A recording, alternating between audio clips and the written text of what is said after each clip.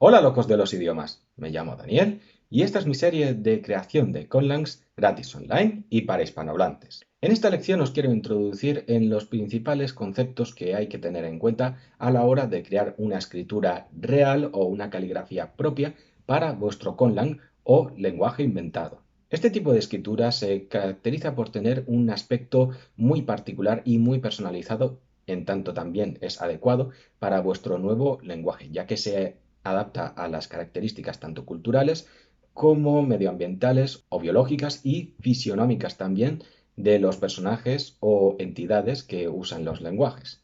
Así que no necesariamente va a tener que tener un aspecto romanizado o latinizado como ocurre en algunas lenguas que no llegan a tener una escritura propia. Sin embargo, es altamente recomendable que haya una romanización previa a la creación de esta escritura, que haya una escritura de referencia que nosotros en nuestro mundo, en nuestra realidad, podamos entender y referirnos a ella sin demasiado problema. También para ayudar a otros a introducirse en este nuevo lenguaje. A estas alturas lo que ya tendremos establecido será la elección del tipo de conlang o el propósito que quiere cumplir el conlang que vamos a crear. Tendremos también establecido nuestro sistema fonético, así como la fonotáctica, y también tendremos la romanización de la ortografía preparada para la creación de nuestra nueva escritura, aunque no siempre va a ser así, dado que en algunos casos podemos empezar a explorar este aspecto sin que ello afecte al producto final.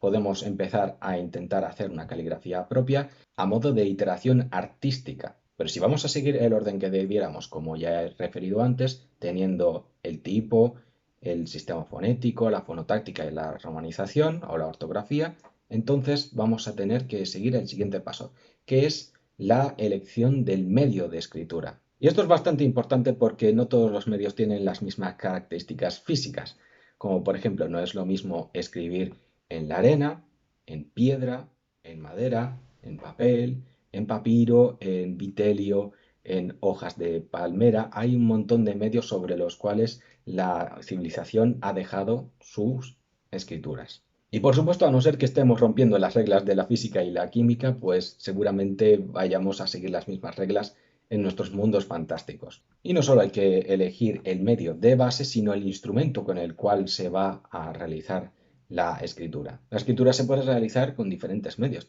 Pueden ser medios físicos, como por ejemplo un dedo, un palo sin forma determinada, y ahí empiezan las cosas más complejas, como por ejemplo las cuñas, los pinceles, las plumas, los bolígrafos y otros instrumentos que pueden hacerse más complejos y más creativos. No hay en realidad un límite para esto. Si queréis usar un medio en el cual se usan tres puntas y que cada una de estas tenga una forma determinada, pues nada os lo prohíbe. Y una vez hemos escogido nuestro medio y nuestras herramientas, podemos comenzar a iterar formas. Pero aquí hay que tener cuidado también porque la peor forma de empezar a hacer una caligrafía o una escritura propia para un conlang es hacerlo de forma aleatoria. Probadlo si queréis, pero yo no os lo recomendaría. Empezar a hacer símbolos sin ton ni son que no tengan una cierta estructura interna o una lógica o un parecido hace que la escritura sea inconsistente, que no sea creíble, que incluso tenga un aspecto irreverente o que no sea bueno, que no se ve que se ha trabajado esta escritura. Así que lo propio sería intentar encontrar una forma de base. Y esto normalmente se realiza en dos dimensiones, en lo alto y en lo ancho. Para esto podemos usar una base estenográfica que nos permitirá tener unas líneas que podemos seguir para empezar a hacer nuestros trazos, o podemos elegir una forma geométrica o podemos escoger una forma aleatoria que hayamos hecho o que tenga una cierta lógica interna, pero siempre siguiendo una cierta lógica. Algo que haga que las letras sean parecidas entre sí. Voy a poneros un pequeño ejemplo. Podemos ver las letras que tenemos en el alfabeto latino y tenemos las letras luego que son del alfabeto griego. Algunas se parecerán y algunas no, y en cierta medida se pueden mezclar, pero si por ejemplo ya empezamos a añadir kanjis o hiragana, katakana o letras del tamil, del devanagari, del glagolítico, pues veremos que no empatan muy bien. Así que vamos a intentar usar una forma de base que nos guste y que además nos permita desarrollar la caligrafía. Eso sí, si hemos escogido hacer un tipo de lenguaje que tenga de base una ortografía logográfica, pictográfica, ideográfica, pues normalmente nos vamos a poder saltar esa regla de la regularidad, dado que se va a permitir un alto grado de complejidad en el dibujo de nuestros grafos. Así pues, si ya hemos escogido la base lógica que va a tener la estructura de la caligrafía, vamos a tener que echarle un vistazo a cómo estaba organizada la ortografía de nuestro lenguaje, o cómo es la estructura interna de las palabras. Si, por ejemplo, tenemos un alfabeto, vamos a tener sílabas complejas, así que tendremos que usar un símbolo por sonido, normalmente. Si tuviésemos un abyad, como por ejemplo en las lenguas semíticas, pues podríamos eludir tener que asignar un símbolo a cada vocal, dado que lo más importante en estas lenguas son las consonantes.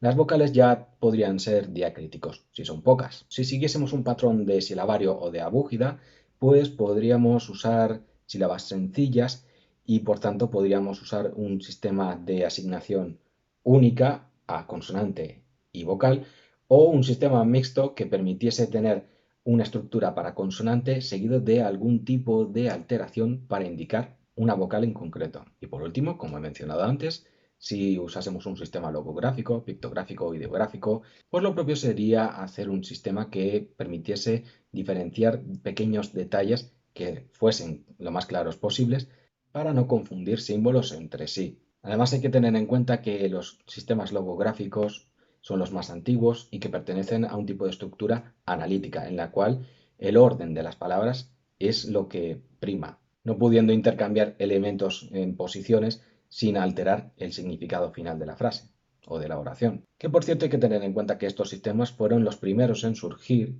de modo que nos servirían para hacer una protoescritura que progresivamente, de alguna manera, fuese progresando un sistema de rebus, en el cual el primer sonido que se usa en un carácter logográfico sirviese de sonido final, y así progresar hasta tener un carácter más moderno, si podemos verlo así, que representase un sonido y no un significado. Aquí es donde ya me estoy metiendo en la evolución histórica y eso se tendrá que ver aparte, así que no os preocupéis por eso por ahora. Y esto no es una parte fundamental del Conlang, pero sí que hace que sea un poquito más creíble. Podéis usar nombres acrofónicos, es decir, que el nombre de una letra venga con el sonido que representa nada más empezar el nombre de esta, como por ejemplo ocurre en el español. B, T, D, no ocurre tanto en otras como F o X, pero aún así se mantiene dentro del nombre. Y después tendríamos que tener otras cosas en cuenta, como por ejemplo el orden en el que se va a realizar la escritura, como por ejemplo podría ser de izquierda a derecha, de arriba a abajo, podría ser un orden alternado, como por ejemplo en el bustrófedon, que se vio en algunos sistemas antiguos dentro de la zona europea. Y aquí es donde entramos en una parte bastante creativa si somos matemáticamente creativos, si tenemos en cuenta cuántas dimensiones pueden existir, cuántas simetrías se pueden incluir dentro del lenguaje sin que se altere este, o que puedan añadirle vidilla o riqueza. Y bueno, esto es todo por ahora. Espero que os haya gustado. Si es así, no olvidéis darle al like, comentar, compartir, suscribiros para estar atentos a más contenido que me ayuda a llevar adelante el canal. Podéis ir a los grupos de Facebook, a Instagram, a Discord, a Reddit. Podéis invitar a más gente, pero sobre todo aprended. Muchas gracias.